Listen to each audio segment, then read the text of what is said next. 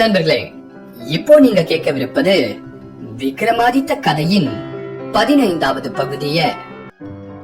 சரி, இப்போ விக்ரமாதித்தனோட பதில் என்னன்னு பார்க்கலாமா? வேதாளம் இவ்விதம் கதையை கூறி முடித்து, பூலோக மகாராஜரே, மேற்கூறிய 2 கதைகளில் வரும் புருஷன் மனைவியான ஆண் பெண் ஆகிய இருவருள் யார் அதிக மோசமானவர் என்பதை நீர்தான் முடிவு செய்ய வேண்டும். தெரிந்து கொண்டே சொல்லாவிட்டால் உன் தலை 100 சுக்களாக வெடித்துவிடும் என்றது. தன் தோளில் சுமந்து வந்த வேதாளம் இந்த கேள்வியை கேட்டவுடனே விக்ரமாதித்தனும், மந்திரவாதிகளுக்குள் சிரேஷ்டமான வேதாளமே, இந்த 2 கதைகளை ஒப்பிடும் போது பெண்தான் நயவஞ்சக குணமுடையவள், கொடுமை செயலை செய்தவள். இருவரும் கொலை செய்ய துணிந்தவர்கள். ஆனால் ஆண்மகன் பிறப்பால் நல்லவன், சேர்க்கை சரியில்லாத நிலையில் நடத்தை தவறி இருக்கிறான். மேலும் ஒரு முறை கொலை செய்ய துணிந்தவன், மீண்டும் கொலை செய்தது நயவஞ்சக செயல். பொதுவாக பெண்கள் இரக்கம், அன்பு, நல்ல பண்பும் கொண்டவர்கள். ஆனால் இந்த பெண்ணோ நல்ல குடியில் பிறந்து தன்னை நம்பி உறங்கிக் கொண்டிருந்த கணவன் மீது பழி சுமத்தும் அளவுக்கு துணிந்தாள். மாற்றாரிடமிருந்த மோகத்தினால் கணவனை மட்டும் இல்லாமல் பெற்றோரையும் அந்நாட்டு அரசனையும் சாமர்த்தியமாக ஏமாற்றி இருக்கிறாள் என்று பதில் கூறினான். இதை கேட்ட வேதாளம் விக்ரமாதித்தன் தோளிலிருந்து முன் போலவே மறைந்து விட்டது. அரசனும் அதை பிடித்து வர முருங்க மரத்திற்கு திரும்பினான். வேதாளம் சொல்லிய 7வது கதை, வீரவரன் கதை. விக்ரமாதித்தன் அந்த நள்ளிரவிலே மறுபடியும் மயானத்தில் உள்ள வேதாளத்தை கட்டி பிடித்து தூக்கி தோள் மீது சுமந்து கொண்டு வரும்போது வேதாளம் பின்வரும் கதையை சொல்லியது. சோபாவதி என்ற ஒரு பட்டணம் இருந்தது. அங்கே ஒரு சமயம் சூத்ரகன் என்ற அரசன் ஆண்டு வந்தான். அவன் மகா பராக்கிரமசாலி. அவன் வீரத்தை கண்டு எதிரிகள் பயந்து அவனுக்கு அடங்கிவிட்டார்கள். நேர்மையுடன் அவன் அரசு புரிவதை கண்ட பூமி தேவியும் மற்ற அரசர்களை எல்லாம் மறந்துவிட்டாள். அவனையே தன் நாயகனாக கொண்டாள். ஒரு நாள் வீரவரன் என்பவன் வீரர்களையே வரிக்கும் அந்த அரசனிடம் சேவகம் செய்வதற்காக மாலவ தேசம் வந்து சேர்ந்தான். அவன் மனைவி பெயர் தர்மவதி என்பதாகும். அவர்களுக்கு சத்மவரன் என்ற ஒரு மகனும் வீரவதி என்ற ஒரு மகளும் இருந்தார்கள். அவன் ஒரு கையில் கத்தியையும் மற்றொரு கையில் கேடத்தையும் இடுப்பிலே உடைவாளையும் கொண்டிருந்தான். அவன் ஒரு நாளைக்கு 500 தினரங்கள் சம்பளம் வேண்டும் என்று அரசனை கேட்டான்.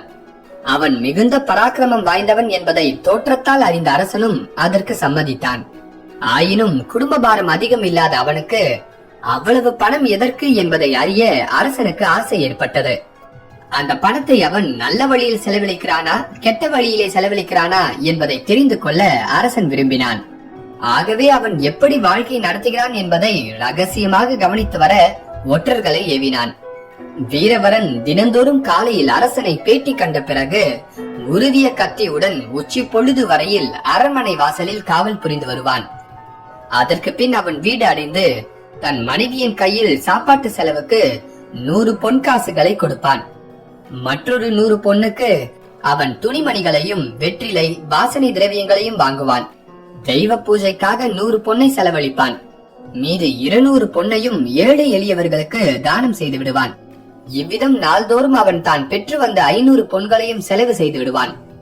அதற்கு பிறகே அவன் ஓமம் வளர்த்து நித்திய கர்மானுஷுடங்களை முடித்துக் கொண்டு சாப்பிடுவான். மறுபடியும் அவன் வெளிக்கிளம்பி அரண்மனை அடைந்து இரவு நேரத்தில் உருவிய கத்தியுடன் தனியாக காவல் புரிவான். வீரவரன் இவ்விதம் வாழ்க்கை நடத்தி வந்தான் என்பதை ஒற்றர்கள் மூலம் அறிந்த மன்னன் சந்தோஷப்பட்டு அவனுடைய நடமாட்டத்தை அதற்கு மேல் வேவு பார்க்க வேண்டாம் என்று தடுத்து விட்டான். அவ்விதம் செய்வது வீரனுடைய கௌரவத்திற்கு இழுக்காகும் என்று மன்னன் நினைத்தான். காலம் சுழன்றது. கோடை போய் மழைக்காலம் வந்தது. வானமே பொத்துக் கொண்டது போல் அடைமழை பிடித்துக் கொண்டது. கூரிய கத்தி முனை போல உடலில் பட்ட இடத்தில் சுரீர் என்று தாக்கியது. எனினும் வீரவர்மன் அதை லட்சியம் செய்யவில்லை. வழக்கம் போலவே அரண்மனை மேன்மாடத்திலிருந்து பகலில் கவனித்த அரசன் அன்று இரவும் அரசன் மேன்மாடத்திற்கு சென்று, ஆசனவாசலில் யார் காவல் என்று கேட்டான். வழக்கம் போலவே வீரவரனும் தான் இருப்பதாக தெரிவித்தான். இதை கேட்ட மன்னன் அவனுடைய தைரியத்தை மெச்சி சந்தோஷம் அடைந்தான். அப்போது அவன் கவனத்தை வேறொன்று இழுத்தது. பரிதாபமான குரலில் யாரோ பெண் அழும் சப்தம் கேட்டது. அந்த குரல் அரசனின் மனதிலே இரக்கம் உண்டாக்கியது.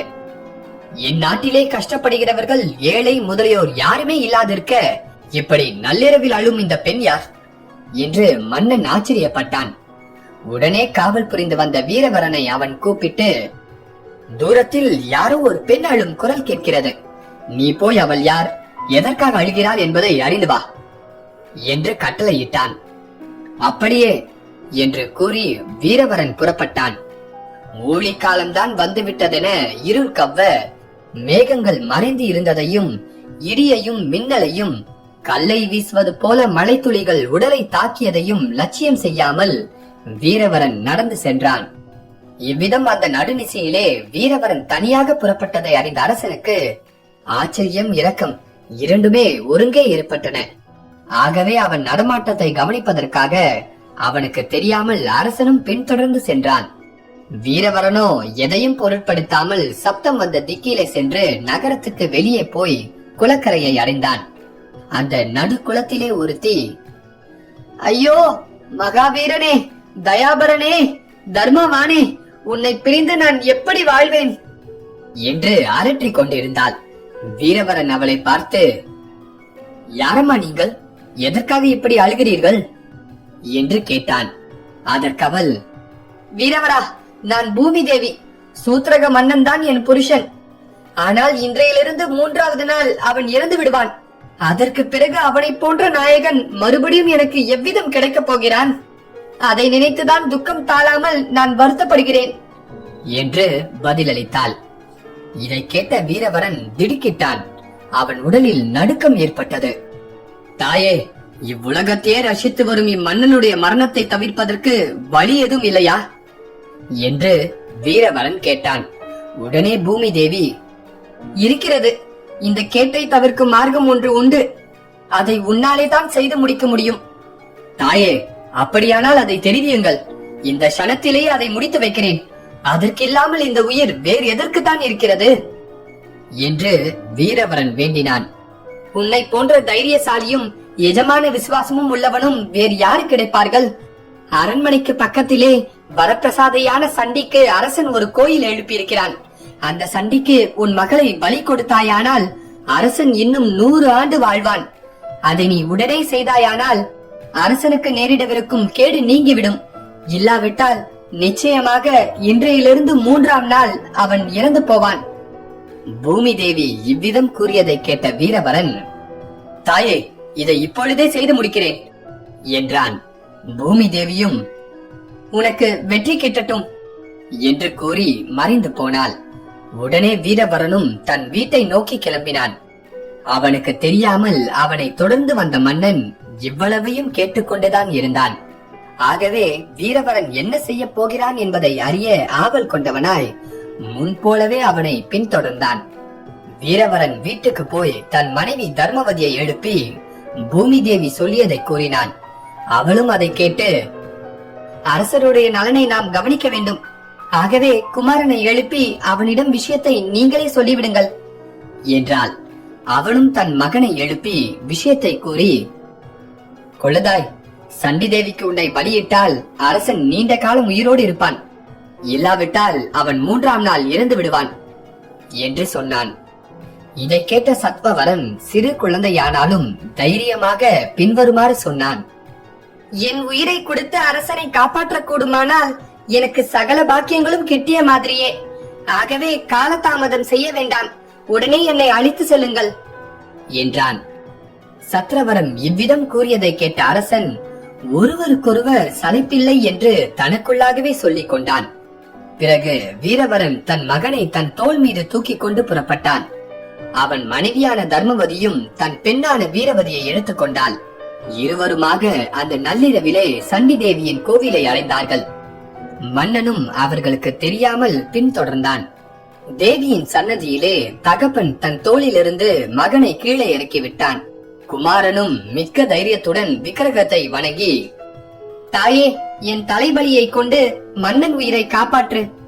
இடையூறு எதுவும் இல்லாமல் அவன் 100 ஆண்டு அரசு செலுத்தட்டும் என்று பிரார்த்தித்தான். இதை கேட்ட வீரவரன் தன் மகனுடைய உறுதிக்கு மெச்சி வாளை உருவி அவன் தலையை கொய்து அம்பிகையின் பாதங்களில் சமர்ப்பித்து, என் மகனை பலி கொடுத்து விட்டேன், அரசன் உயிரை காக்க வேண்டும் என்று வேண்டினான். உடனே அசிரிடி ஒன்று, வீரவரா, உன் திறத்தை மெச்சினோம். உன்னை போல எஜமானன் விசுவாசம் உள்ளவன் யார்? உன்னுடைய ஒரே மகனை பலியிட்டதால் அரசனுக்கு தீர்க்காயிலையும் ஸ்திரமான அரசையும் அளித்து விட்டாய் என்று சொல்லியது. அதற்கு பிறகு வீரவரன் குமாரியான வீரவதி வந்து துண்டிக்கப்பட்ட தன் தமையன் தலையை கட்டி தழுவிக்கொண்டு அழுதாள். அவளுடைய அதிகமான துக்கத்தை பொறுக்காமல் அவள் இளம் உள்ளம் வெடித்து அவள் இறந்தாள்.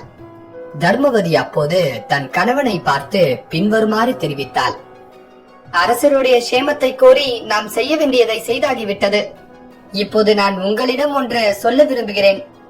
என் மடமையால் அதை செய்யாமல் இருந்து விட்டேன். ஆகவே இப்போது குழந்தை உடல்களுடன் நானும் தீக்குளிக்க அனுமதிக்க வேண்டும். அவள் தன் கோரிக்கையை வற்புறுத்தி கூறவே வீரவரனும் ஒருவாறு இணங்கினான்.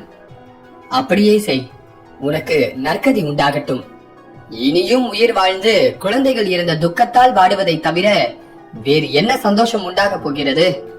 ஆயினும் உன்னையே பலியிட்டு கொல்லவில்லையே என்று வருத்தப்படாதே. நம் குமாரனை தவிர வேறு யாரையாவது பலியிட்டாலும் காரியம் கைகூடும் என்றிருந்தால் நான் என்னையே அர்ப்பணம் செய்திருக்க மாட்டேனா? இதை கூறிவிட்டு வீரவரன் கட்டைகளை சேர்த்து அடுக்கி இரு குழந்தைகளின் உடல்களையும் அதன் மீது வைத்து ஒரு விளக்கிலிருந்து அந்த சிதைக்கு தீ மூட்டினான். பிறகு தர்மவதி தன் கணவனை வணங்கிவிட்டு, என் உயிரை தியாகம் செய்வதால் அரசனுக்கு எல்லா நன்மைகளும் ஏற்படட்டும். இப்போது என் கணவராக இருப்பவரே மறுபிறப்பிலும் என் கணவராக அனுகரிக்க வேண்டும் என்று சண்டி தேவியை வேண்டினாள். பிறகு கொழுந்துவிட்டு எரியும் சிதையில் விழுந்து அவள் தன்னை மாய்த்து கொண்டாள். அதன் பின்னர் வீரவரன் அசிரிரி சொன்னபடி அரசனுடைய சேமத்தை கோரி செய்ய வேண்டியதை செய்தாகிவிட்டது. நான் பாதுகாக்க வேண்டிய குடும்பத்தை பலியிட்ட பிறகு தனியாக வாழ வேண்டிய அவசியமே இல்லை. நானும் என்னை துர்க்கைக்கு அர்ப்பணித்து அவளை திருப்தி செய்கிறேன் என்று தன் கத்தியின் ஒரே வீச்சால் தன் தலையை துண்டித்துக் கொண்டான். இவ்வளவையும் மறைந்து பார்த்திருந்த மன்னன் பிரமித்து விட்டான். பிரம்மை, ஆச்சரியம், துக்கம் எல்லாம் சேர்ந்து அவனை திணற செய்தன. இதுவரையில் யாரும் கேட்டோ பார்த்தோ அறியாத ஒரு அதிசயத்தை, செயற்கரிய தியாகத்தை எனக்காக இவனும் இவன் குடும்பத்தாரும் செய்திருக்கிறார்கள். பரந்த இவ்வுலகத்தில் எத்தனையோ அதிசயங்கள் காணலாம். ஆனால் தன்னுடைய தியாகத்தை உலகம் அறியாமல் மறைத்து ரகசியமாக வைத்து அரசனுக்காக தன் உயிரையே கொடுக்கும் மனிதனை காண முடியுமா? இதற்கு தக்க கைமாறு செய்யாவிட்டால் நான் அரசனாக இருப்பதில் என்ன பயன்? மிருகம் போல உயிர் வாழ்வதற்கே ஒப்பாகும். இவ்விதம் நினைத்த மன்னன் உரையிலிருந்த கத்தியை உருவிக்கொண்டு தேவியை அணுகி, தாயே, பெயருக்கு ஏற்ப அஞ்சான் நெஞ்சுடன் எனக்காக தன் உயிரை தியாகம் செய்த வீரவரனை அவன் குடும்பத்தாருடன் மறுபடியும் உயிர் பெறல செய்தல் வேண்டும். உன்னையே நம்பியிருக்கும் எனக்கு இந்த வரம் அளிக்காவிட்டால் நான் என் தலையை உனக்கே அர்ப்பணித்து விடுவேன் என்று வேண்டினான். இவ்விதம் சொல்லிவிட்டு அரசன் தன் தலையை துண்டிக்க தயாரானான். அதற்குள் மறுபடியும் அசிரிரி வாக்கு கேட்டது. அவசரப்பட்டு எதையும் செய்து விடாதே. உன்னுடைய தைரியத்தை மெச்சினேன். வீரவரனும் அவன் பத்தினியும் குழந்தைகளும் மறுபடியும் உயிர் பெற்று எழுவார்கள். இவ்விதம் தெரிவித்தவுடனே வீரவரனும் அவன் குடும்பத்தினரும் உயிர் பெற்று எழுந்தார்கள். அவர்களை உயிருடன் கண்ட அரசன் கண்களில் ஆனந்த பாஷ்பம் நிறைந்தது. அவர்களையே பார்த்து கொண்டு தன்னை மறைத்துக் கொண்டான்.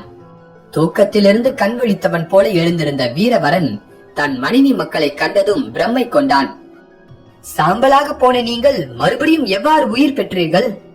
நானும் தலையை வெட்டி கொண்டேனே. இது முழுதும் மாயையா அல்லது தேவியின் அருளா என்று கேட்டான் வீரன். தேவியின் அருளாலைத்தான் நம்மை அறியாமல் நாம் ஜீவன் பெற்று எழுந்தோம் என்று பதிலளித்தாள் பத்தினி. அம்பிகையை தொழுது வணங்கிவிட்டு தன் மனைவி மக்களுடன் வீடு திரும்பினான். வீட்டிலே அவர்களை விட்டுவிட்டு அவன் மறுபடியும் அரண்மனை வாசலை அடைந்து வழக்கம் போல் நின்று காவல் புரிய ஆரம்பித்தான். பிறர் அறியாமல் இவ்வளவையும் பார்த்து கொண்டிருந்த மன்னனும் அரண்மனையில் மாடத்திலிருந்து, அரண்மனை வாசலில் காவல் யார் என்று கேட்டான்.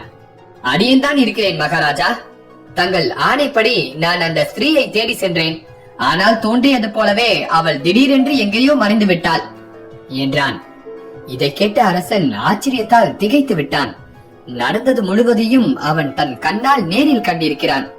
பிறருக்கு உதவி செய்தவர்கள் அது உயர்ந்த செயலாக இருந்தாலும் அதை வாய்விட்டு சொல்ல மாட்டார்கள் என்று மன்னர் பிரான் தன் மனதிலே நினைத்துக் கொண்டான். மறுநாள் காலை வழக்கம் போல வீரவரன் அரசன் ஆஸ்தானத்துக்கு வந்து மன்னனை வணங்கினான். அப்போது மன்னனே தன் மந்திரிகளிடம் முதல் நாள் இரவு நடந்தது முழுவதையும் ஒன்றுவிடாமல் எடுத்து கூறினான். எல்லோரும் இடி உண்டவர் போல வாயை பிளந்து நின்றனர். இதனால் சந்தோஷம் அடைந்த மன்னன் அவர்கள் வீரத்திற்கு பரிசாக வீரவரனுக்கும் அவன் மகனுக்கும் லாட தேசம், கர்நாடகம் ஆகிய இரண்டையும் அளித்து அந்த பிரதேசங்களுக்கு அவர்களை அரசர்களாக முடிசூட்டி வைத்தான். இவ்விதம் ஆச்சரியமிக்க கதையை கூறிய வேதாளம் விக்ரமாதித்தனை பார்த்து, சொல்லும் ஐயா மகாராஜனே, இவர்களில் பராக்கிரமம் நிறைந்தவர் யார் என்பதை சொல்லும். தெரிந்து கொண்டே சொல்லாமல் இருந்தால் நான் தெரிவித்தபடியே சாபம் உன் தலையில் விழும் என்றது. என்ன நண்பர்களே, கதை ரொம்ப ஆச்சரியமா இருந்ததுல? ஆச்சரியப்பட்டா மட்டும் போதாது, பதிலும் சொல்லணும். உங்களோட பதில கமெண்ட்ல சொல்லுங்க. விக்ரமாதித்தனோட பதில நான் அடுத்த பாகத்துல சொல்றேன்.